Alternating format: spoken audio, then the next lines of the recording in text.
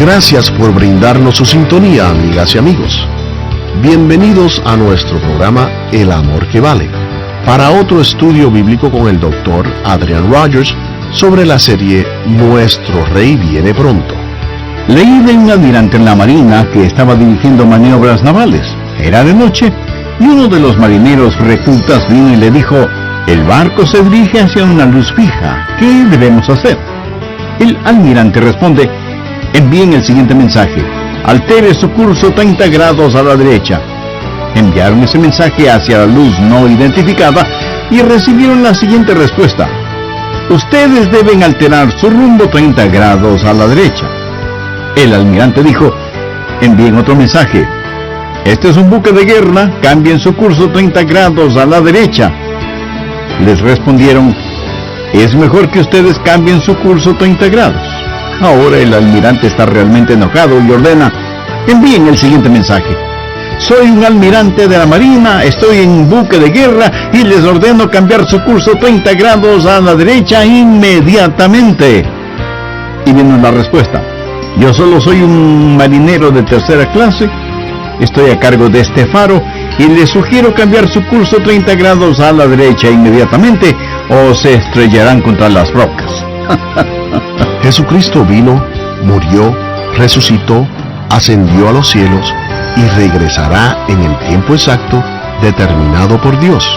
Enseñando el regreso del Señor, el Dr. Adrian Rogers, en la voz del pastor Lenín de Llanón, comparte: lo mejor está aún por venir.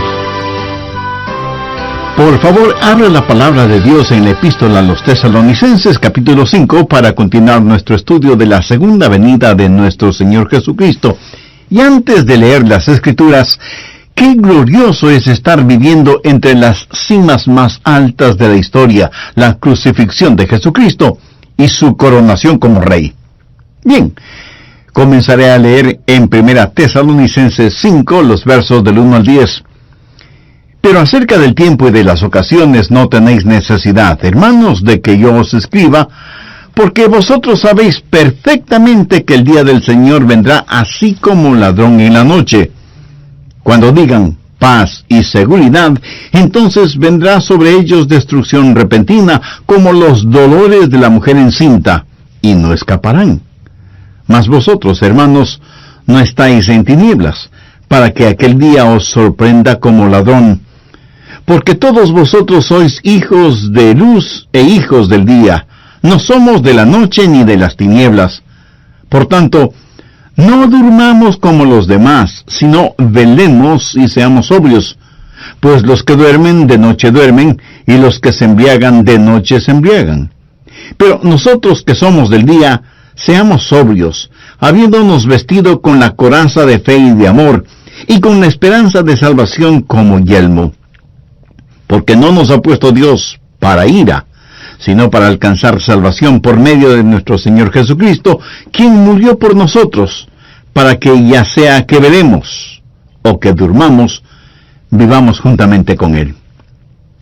Sacadas de este pasaje, hay 4 verdades que quiero dejar en su corazón. Son 4 admoniciones básicas, vistas a la luz de la segunda venida del Señor. Primero, debemos aprender sobre su venida. Miremos los versos 1 y 2. Pero acerca del tiempo y de las ocasiones, no tenéis necesidad, hermanos, de que yo os escriba, porque vosotros sabéis perfectamente que el día del Señor vendrá así como ladrón en la noche. Y eso es lo que yo quiero para usted, que sepa perfecta y completamente. Es evidente que el apóstol Pablo ya había instruido a esos hermanos acerca del regreso del Señor, y al respecto ellos habían aprendido 2 cosas: la certidumbre o certeza de su venida, y la incertidumbre del cuándo. Por eso el apóstol habla de los tiempos y las ocasiones, y lo que les está diciendo es que no les iba a dar una fecha. Aquí quiero decir enfáticamente que cualquiera que pone fecha para la segunda venida de Cristo está caminando peligrosamente en el campo de la blasfemia. Porque la Biblia enseña, en las palabras del mismo Señor Jesucristo, que el día y la hora de su regreso Nadie lo sabe, sino únicamente su Padre. Antes de que Jesús ascendiera a los cielos, sus discípulos le preguntaron eso. Veamos Hechos 1, versos 6 y 7. Entonces los que se habían reunido le preguntaron diciendo, Señor, ¿restaurarás el reino a Israel en este tiempo? Y les dijo, no os toca a vosotros saber los tiempos o las sazones que el Padre puso en su sola potestad. Nadie sabe ni el día ni la hora del regreso del Señor. Hace muchos años un hombre escribió un librito titulado 88 razones de por qué el Señor regresará en 1988. Dudo de que muchas personas lo hayan leído. Yo solo de mirar el título sé que ese libro no es algo que quiero leer. Aunque debo confesar que algunos bien intencionados y sencillos hermanos me han dicho, Pastor, usted debe leer ese libro. Y yo respondo, ¿para qué? Ese libro es falso. Hace años que 1988 pasó, y a pesar de las 88 razones del autor, no se realizó el regreso del Señor. El día y la hora de su retorno nadie lo sabe, excepto el Padre que está en los cielos. Al aprender de la segunda venida de Cristo, usted debe saber de la certeza de su retorno y de la incertidumbre de la fecha. Él vendrá como ladrón en la noche. Y algunos de ustedes me preguntarán, Pastor Rogers, ¿por qué Jesús no ha regresado todavía? Permítame contestarle con las palabras del apóstol Pedro. El Señor no retarda su promesa, según algunos la tienen por tardanza, sino que es paciente para con nosotros, no queriendo que ninguno perezca, sino que todos procedan al arrepentimiento. El Señor está esperando que usted, hombre o mujer, joven o viejo, se arrepienta de sus pecados y busque la salvación. Pero uno de estos días, tal vez más pronto de lo que pensemos o queremos, el Señor regresará. Es la misericordia de Dios la que detiene el regreso de Jesús, pero la justicia de Dios, el juicio de Dios, será una realidad cuando Él venga nuevamente. Este mismo momento, las furiosas aguas de la ira de Dios golpean fuertemente contra la represa de la misericordia de Dios. Y uno de estos días, esa represa cederá y el juicio de Dios se llevará a cabo. Con el Señor un día es como 1000 años, y 1000 años como un día. Y alguien dirá, pero ya han pasado más de 2000 años de la promesa de su retorno. Mi amigo, eso quiere decir que estamos más de 2000 años más cerca de su venida. ¿No le parece? Mire, Dios nunca se adelanta, pero tampoco jamás llega tarde. Jesucristo vino a tiempo, murió a tiempo, resucitó a tiempo, ascendió a los cielos a tiempo y regresará a tiempo. No nos es dado a nosotros el conocer los tiempos y las sazones que solo el Padre sabe en su sola potestad. Dicen que la educación es costosa, pero permítame decirle que la ignorancia es más costosa aún. Por esa razón Pablo dice, no queremos, hermanos, que ignoréis todo lo que está relacionado con la segunda venida del Señor Jesucristo. Y por eso quiero que sepa que el retorno del Señor no es un hecho incidental en la palabra de Dios, sino más bien es un hecho fundamental. Muchísimas veces la Biblia nos dice que Jesús regresará a la tierra. Y si usted quiere que las profecías del Antiguo y Nuevo Testamentos inflamen su corazón y su vida, aprenda las maravillosas verdades de la segunda venida de Jesús.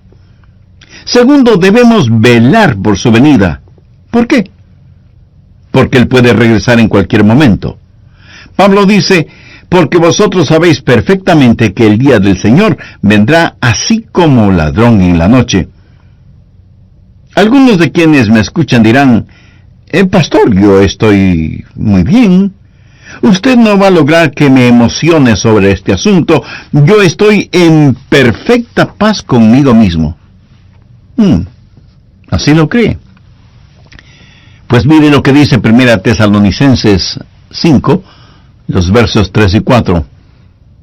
Cuando digan paz y seguridad, entonces vendrá sobre ellos destrucción repentina, como los dolores de la mujer encinta, y no escaparán. Mas vosotros, hermanos, no estáis en tinieblas, para que aquel día os sorprenda como ladrón. Cuando Jesucristo regrese, habrá el rapto de la iglesia. La iglesia será arrebatada para encontrarse con el Señor en el aire, porque el Señor mismo, con voz de mando, con voz de arcángel y con trompeta de Dios, descenderá del cielo, y los muertos en Cristo resucitarán primero. Luego nosotros, los que vivimos, los que hayamos quedado, seremos arrebatados juntamente con ellos en las nubes, para recibir al Señor en el aire. Eso puede suceder en cualquier momento, y cuando suceda, el día del Señor dará comienzo. Ahora, ¿qué es el día del Señor? El día del Señor es un día solemne. Voy a darle algunos versículos, anótelos. Nos dicen de la gran tribulación que va a venir sobre la tierra y que comenzará después que la iglesia haya sido arrebatada. Los dos primeros versos de Joel 2 dicen: tocad trompeta en Sión, y dad alarma en mi santo monte.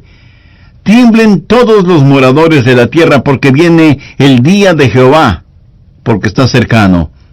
Día de tinieblas y de oscuridad, día de nube y de sombra, que sobre los montes se extiende como el alba. Vendrá un pueblo grande y fuerte. Semejante a él no lo hubo jamás, ni después de él lo habrá en años de muchas generaciones. ¿Qué es lo que el profeta Joel está diciendo? Él dice: haced sonar la alarma, el día del Señor viene, y nunca ha habido un día como ese. Busque Jeremías capítulo 30, verso 7. Ah, cuán grande es aquel día, tanto que no hay otro semejante a él, tiempo de angustia para Jacob, pero de ella será librado. Aquí Jacob significa los judíos. O sea que los judíos vendrán al conocimiento de Dios durante la tribulación. Daniel 12:1. Y será tiempo de angustia, cual nunca fue desde que hubo gente hasta entonces. Mateo 24:21. Jesús dijo: porque habrá entonces gran tribulación, cual no ha habido desde el principio del mundo hasta ahora, ni la habrá. Nunca ha habido un tiempo como ese. Y a eso se refiere el apóstol Pablo cuando dice que el día del Señor se acerca como ladrón en la noche. Si Jesucristo viniera este momento, aquellos que son salvos serían arrebatados, pero los que se queden tendrían que enfrentar la gran tribulación, o sea, el día del Señor, que será un tiempo como nunca antes ha habido.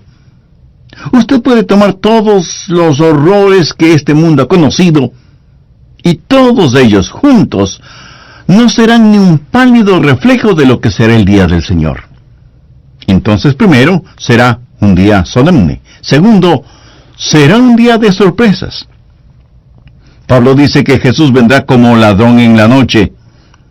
La gente estará viviendo con una sensación de paz y de seguridad. Por eso, yo no creo que la iglesia experimentará la gran tribulación. El mundo será tomado por sorpresa cuando la gente esté viviendo normalmente sus vidas y el Señor regrese. Y Jesús dijo que esos días serán como los de Noé. Busque Mateo 24, verso 37, en donde Jesús dice: mas como en los días de Noé, así será la venida del Hijo del Hombre. Ahora note lo que Jesús dice en los versos 38 y 39. Porque como en los días del diluvio estaban comiendo y bebiendo, casándose y dándose en casamiento, hasta el día en que Noé entró en el arca, y no entendieron hasta que vino el diluvio y se los llevó a todos. Así será también la venida del Hijo del Hombre. Tercero, será un día seguro. Note lo que dice la segunda parte del verso 3. Como los dolores a la mujer encinta. Lo que Pablo dice es que este mundo está preñado, o sea, lleno de juicio. Y el día de su juzgamiento es tan seguro que llegará como seguro es que una mujer encinta dé a luz. Nuestro mundo está en la ruta de una colisión con el juicio. Leí de un almirante en la marina que estaba dirigiendo maniobras navales, era de noche, y uno de los marineros reclutas vino y le dijo: Admiral, el barco se dirige hacia una luz fija. ¿Qué debemos hacer? El almirante responde: envíen el siguiente mensaje. Altere su curso 30 grados a la derecha. Enviaron ese mensaje hacia la luz no identificada y recibieron la siguiente respuesta: ustedes deben alterar su rumbo 30 grados a la derecha. El almirante dijo: envíen otro mensaje. Este es un buque de guerra. Cambien su curso 30 grados a la derecha. Les respondieron: es mejor que ustedes cambien su curso 30 grados. Ahora el almirante está realmente enojado y ordena: envíen el siguiente mensaje. Soy un almirante de la marina, estoy en un buque de guerra y les ordeno cambiar su curso 30 grados a la derecha inmediatamente. Y vino la respuesta: yo solo soy un marinero de tercera clase, estoy a cargo de este faro, y les sugiero cambiar su curso 30 grados a la derecha inmediatamente o se estrellarán contra las rocas. Mi amigo, el faro de la luz de Dios no se va a mover ni un solo grado a ningún lado, se lo puedo asegurar. El mundo está en un sendero de colisión con el desastre, y ese día, el día del Señor, será un día solemne, será un día sorpresivo, porque la gente estará diciendo paz y seguridad. Pero será un día cuyo cumplimiento será absolutamente seguro. Martín Lutero solía decir que solo tenía 2 citas en su calendario: hoy día y ese día. Tercero, debemos vivir por su venida. Primera Tesalonicenses 5, desde el verso 5. Porque todos vosotros sois hijos de luz e hijos del día. No somos de la noche ni de las tinieblas. Por tanto, no durmamos como los demás, sino velemos y seamos sobrios. Pues los que duermen de noche duermen, y los que se embriagan de noche se embriagan. Pero nosotros que somos del día, seamos sobrios, habiéndonos vestido con la coraza de la fe y amor, y con la esperanza de salvación como yelmo. Estamos viviendo en tiempos tenebrosos. Hay una oscuridad moral, espiritual, social, política y religiosa. Y no solo que estamos rodeados de oscuridad, sino que en general parece que los seres humanos están dormidos, cloroformados por el espíritu de esta época, y los que no están dormidos están embriagados. Pero nosotros los creyentes no estamos en tinieblas, ni somos hijos de la oscuridad. Por lo tanto, hay 3 cosas que debemos hacer para vivir por el regreso del Señor. Primero, como cristianos, debemos estar informados. Nosotros, los hijos de Dios, somos los únicos que podemos entender lo que está sucediendo. Pero esto no debe envanecernos. El Dr. Vance Havner, quien ya está en el cielo, solía decir: usted puede darle a un hijo de Dios una Biblia y una vela, ponerlo en una celda oscura, y él sabrá más de lo que sucede en el mundo que muchos de los pseudo sabios religiosos y políticos juntos. No estamos en la oscuridad como para que el día de Dios nos sorprenda como ladrón en la noche. Somos hijos de luz, no de las tinieblas. Y la única manera de ser hijos de luz es siendo hijos de Dios. Y solo podemos ser hechos hijos de Dios al arrepentirnos de nuestros pecados y recibir al Señor Jesucristo en nuestras vidas. ¿Es usted ya un hijo de Dios? Si aún no lo es, puede hacer esa decisión ahora mismo. al orar de la siguiente manera: querido Dios, quiero estar espiritualmente listo para el regreso del Señor Jesucristo. Sé que soy pecador y que necesito tu misericordia para que me perdones. Señor Jesús, sé que moriste en la cruz para pagar la culpa de mis pecados. Gracias por amarme de esa manera. Este momento, por fe, te recibo en mi corazón como mi Salvador y Señor. Ayúdame a ser la clase de persona que tú quieres que sea. Ayúdame a ser un fiel testigo de tu amor y misericordia. Lo pido en tu santo nombre. Amén.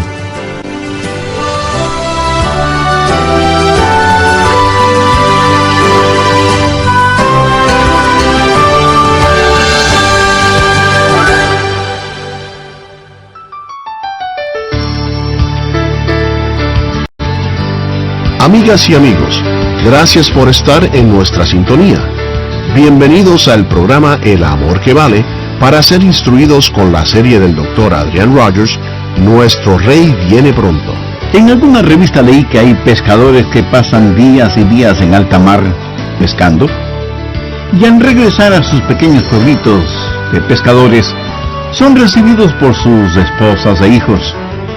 Un día, al regresar de su faena pescadora, el capitán de uno de los barcos estaba en la proa, y con su catalejo miraba la playa del pueblito e iba diciendo en voz alta a quienes veía en el muelle: a María, la esposa de Guillermo; a Elizabeth, la esposa de Juan; a Esther, la esposa de Roberto, y así sucesivamente. Pero uno de los pescadores no oyó que el capitán mencionara el nombre de su esposa. Cuando el barco acoderó en el muelle y esas esposas dieron la bienvenida a sus esposos con fuertes abrazos y cálidos besos, este único pescador no tuvo quien lo reciba, y cabizbajo y apenado, lentamente caminó hacia el pequeño bohío que era su casa, y ahí estaba su esposa. Ella le dijo: cariño, qué bueno que estás en casa, estuve esperando por ti. Y él le dijo: pero no estuviste esperando por mí en el muelle, como las demás mujeres estuvieron esperando por sus maridos. ¿Cómo debemos vivir ante la realidad de la inminente segunda venida del Señor Jesucristo? A continuación, un edificante mensaje del Dr. Adrian Rogers en la voz del pastor Lenín de Llanón. Lo mejor está aún por venir. Permítame comenzar haciendo un breve resumen de lo que estudiamos en el programa anterior en relación con la segunda venida del Señor Jesucristo. Estamos utilizando el texto bíblico de Primera de Tesalonicenses, capítulo 5, los versos del 1 al 10. Dije que de ese pasaje quería compartir con usted 4 admoniciones básicas que tienen que ver con la segunda venida o el regreso del Señor. Primero, debemos aprender sobre su venida.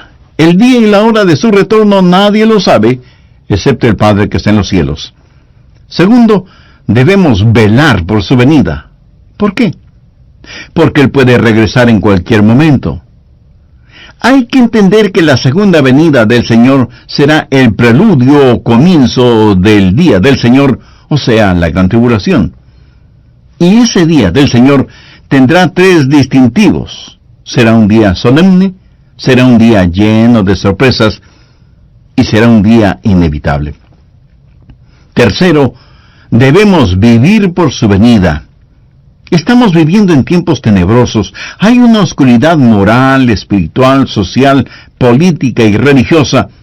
Y no solo que estamos rodeados de oscuridad, sino que en general parece que los seres humanos están dormidos, cloroformados por el espíritu de esta época. Y los que no están dormidos están embriagados. Por lo tanto, hay 3 cosas que debemos hacer para vivir por el regreso del Señor. Primero, como cristianos, debemos estar informados. Segundo, como cristianos, debemos estar despiertos. Mire lo que dice el verso 6, por tanto, no durmamos como los demás, sino velemos y seamos sobrios. Necesitamos estar despiertos y alertas. ¿Sabe cuál es el problema con muchas iglesias en nuestros días? que ya no predican la segunda venida de Jesucristo. Piensan que es una doctrina rara y obsoleta.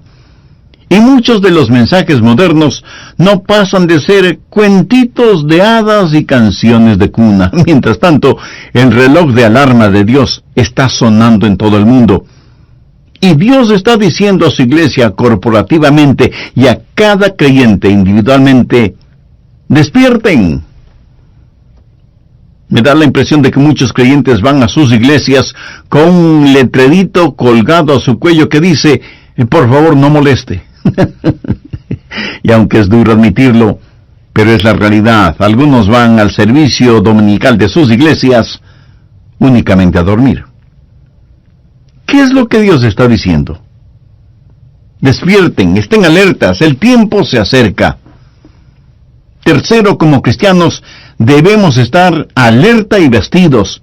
El verso 8 dice: pero nosotros que somos del día.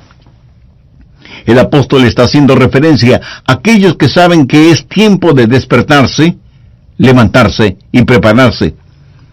¿Cómo debemos vivir en esta época en la cual vivimos? Vistiéndonos con la coraza de la fe y de amor, y con la esperanza de salvación como yelmo. Amor hacia Dios y amor hacia el prójimo, protegiendo nuestro corazón con el escudo de la fe, y protegiendo nuestros pensamientos con el yelmo o casco de la esperanza. ¿Qué significa vestido con la coraza de la fe y amor y con la esperanza de salvación como yelmo? ¿Significa que usted espera ser salvo, no tiene la absoluta seguridad, pero tiene la esperanza de salvarse? De ninguna manera. Aunque lo he dicho muchas veces, vale la pena el repetirlo una vez más. Cuando la Biblia usa la palabra esperanza, no la usa en el sentido en que la mayoría de las personas la utilizan. Por ejemplo, dos jóvenes conversan de su deporte favorito y uno de ellos dice: ¿crees que nuestro equipo ganará el juego? Y el otro responde: espero que sí. La palabra bíblica esperanza es una certeza divina basada en la palabra de Dios. ¿Me escuchó? La palabra esperanza en la Biblia significa una certeza divina basada en la palabra de Dios. Por ejemplo, la segunda venida del Señor Jesucristo se la identifica como la bendita esperanza. Eso no significa que tal vez Él pudiera regresar. Significa que casi no podemos esperar que Él retorne y sabemos positivamente que Él vendrá porque es una promesa de Dios y está en su palabra. Y usted debe vestirse con esta esperanza de salvación, esta divina certidumbre basada en la palabra de Dios. Anote 1 de Juan 5:13. Estas cosas os he escrito a vosotros que creéis en el nombre del Hijo de Dios, para que sepáis que tenéis vida eterna y para que creáis en el nombre del Hijo de Dios. Yo estaría paralizado de terror si viviera en este mundo sin tener la absoluta seguridad de que soy salvo. Así que es mejor que usted proteja su corazón, proteja su mente, esté siempre vestido con la coraza de la fe y del amor y con el yelmo de la esperanza de salvación basado en la palabra de Dios. ¿Y cómo debemos vivir frente a la realidad de la inminente segunda venida del Señor Jesucristo? Debemos estar alertas, despiertos, vestidos y listos para la acción, permaneciendo sobrios y animándonos unos a otros, edificándonos unos a otros. Sinceramente anhelo que usted esté entendiendo esto, no solo académicamente, en su mente, sino espiritualmente, en su corazón. ¿Sabe que Dios tiene un propósito al haberle permitido a usted el escuchar este mensaje? Porque este mensaje, mi amigo, no es un concurso de oratoria, ni este programa es un club para socios de la Academia de la Lengua, ni somos una agrupación esotérica que nos gusta hablar de temas interesantes. Estoy compartiendo con usted la preciosa y verdadera palabra de Dios, y Dios nos está diciendo a usted, a mí, a nosotros: despierten, Estén listos. El día del Señor se acerca. Así que no solo debemos aprender sobre su segunda venida, no solo debemos velar por su segunda venida, no solo debemos vivir para su segunda venida, sino que en cuarto lugar debemos anhelar su segunda venida. Necesitamos desear su regreso. Veamos los versos 9 y 10 de 1 Tesalonicenses. Porque no nos ha puesto Dios para ira, sino para alcanzar salvación, por medio de nuestro Señor Jesucristo, quien murió por nosotros, para que, ya sea que velemos o que durmamos, vivamos juntamente con Él. Yo no puedo hablar por usted, por supuesto, pero en cuanto a mí, yo anhelo, deseo ver cara a cara a aquel que murió por mí en la cruz del Calvario. Ansío ver al Señor Jesucristo. Casi no puedo esperar cuando mi fe se transforme en vista. Quiero estar con aquel que, sin haberle visto, le amo profundamente, y en quien me regocijo con gozo indescriptible y lleno de gloria. Oh, cuánto anhelo la segunda venida de Jesucristo. Y si no estoy físicamente en esta tierra para verla, eso quiere decir que ahí estaré gozando de su presencia y amistad en el cielo.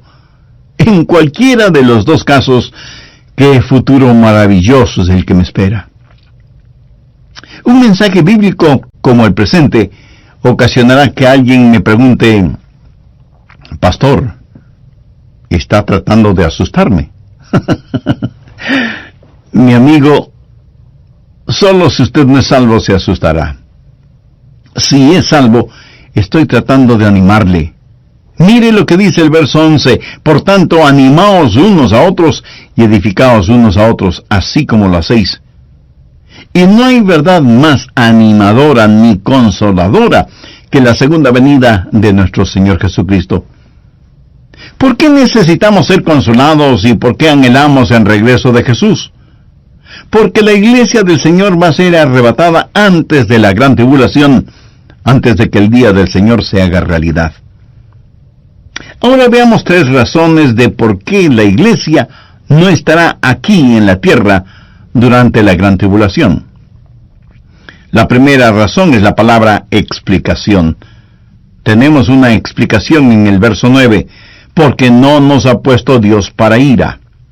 Recuerde que la tribulación será el gran día de la ira de Dios. Pero Dios no nos ha puesto para ira. Veamos un momento 1 Tesalonicenses 1, versos 9 y 10. Porque ellos mismos cuentan de nosotros la manera en que nos recibisteis y cómo os convertisteis de los ídolos a Dios, para servir al Dios vivo y verdadero y esperar de los cielos a su Hijo, al cual resucitó de los muertos, a Jesús, quien nos libra de la ira venidera. Ahora, la ira venidera es la gran tribulación. Cuando Jesús regrese, nos librará de la ira venidera. Al ver que ese día se aproxima, necesitamos anhelar la segunda venida del Señor para que nos libre de la ira del Padre. Los hijos de Dios son los recipientes de la disciplina de Dios. Mi amigo, si usted le desobedece, la Biblia dice: porque el Señor al que ama disciplina y azota a todo el que recibe por hijo. Pero no es la ira de Dios, es la disciplina de Dios ejercitada sobre sus hijos. La ira de Dios va a ser derramada sobre este mundo después del rapto de la iglesia. Así que la razón número 1 es la explicación que nos da el verso 9, porque no nos ha puesto Dios para ira. La segunda razón es la palabra expectativa. Veamos el verso 10.